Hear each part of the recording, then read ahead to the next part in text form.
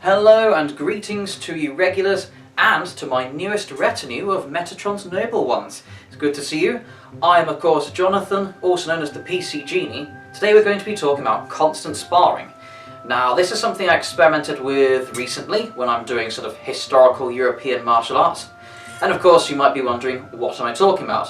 What I'm talking about is, normally, or at least in my case, normally it was that we would be fighting, let's say, cuts and thrusts are happening. For example, someone does a fendente, which is this sort of diagonal cut in Fiore's Italian speak. And then I was here in long tail, I cut up and, caught their hand on the way. And that would be, they'd say, here's the point scored, or, a double or an after blow happens, so no points are scored. And then we stop and we reset, which is good to try and discourage people from just, ignoring the fact that they've had perhaps the equivalent of a decapitation or a disembowelment and just continue fighting on. Oh no, I'm not dead yet, I'm not dead yet, I'm not dead yet. But at the same time, I'm noticing an advantage in actually doing constant sparring, which is not having points and never resetting, just free for all, trying to defend yourself and do the attacks as properly as you can, not just being suicidal again, which is why I prefer not to do it with points, just, trying your best and, keep on practicing. It's very good for doing things like chaining different attacks, even if you are successful, and I noticed capitalising on advantages. Now to put this into context, for example, yesterday, when I was trying this for pretty much the first time, I was sparring against, I won't say his real name, let's call him Bob.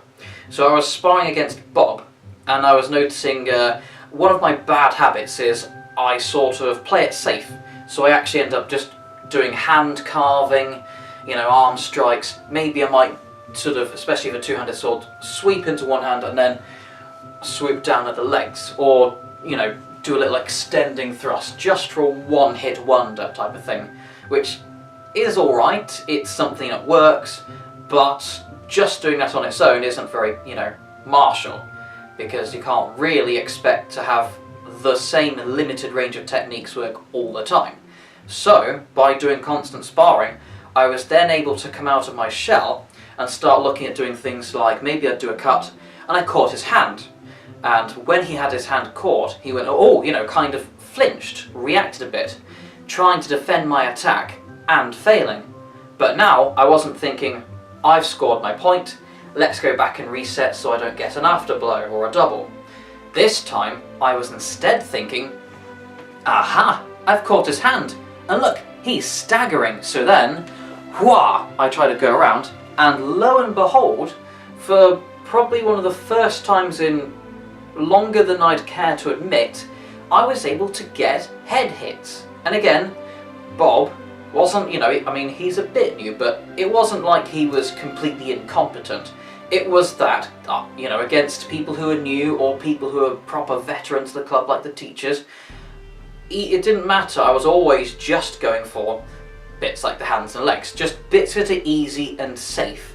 But when I was able to do that, I was able to think, okay, I'm still with my old habits, so I'm starting playing it safe, just going for things like the hands and legs, but then I sort of chain it. I'm able to think, right, I'm catching his hands, right, I do that a couple of times, and then he's there going, doing little quick defences here, and then I'm able to go in for a powerful strike, and he's too busy practising against these little cuts that he suddenly doesn't see it coming that I cut his head open. Wahey!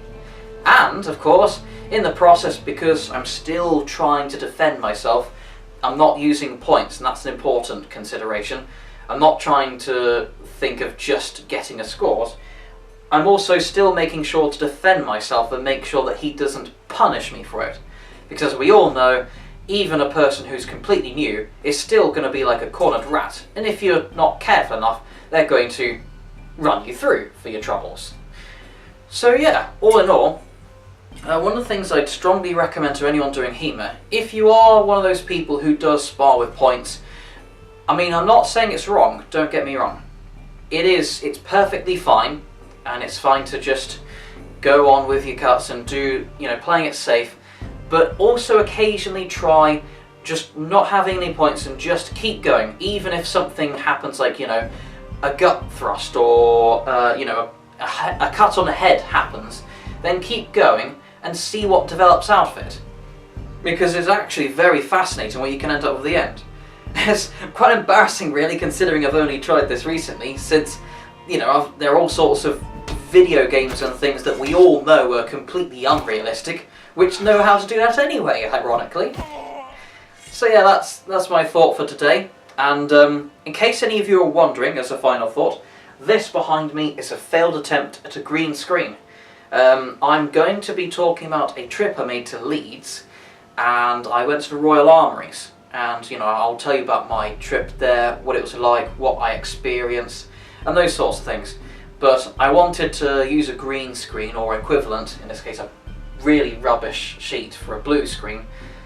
I'm going to be having, I've taken a lot of pictures and videos which I'll be displaying behind me as I explain things, you know, doing presenting. So that's an update for now, but hopefully you enjoyed my thought for today, and see you later.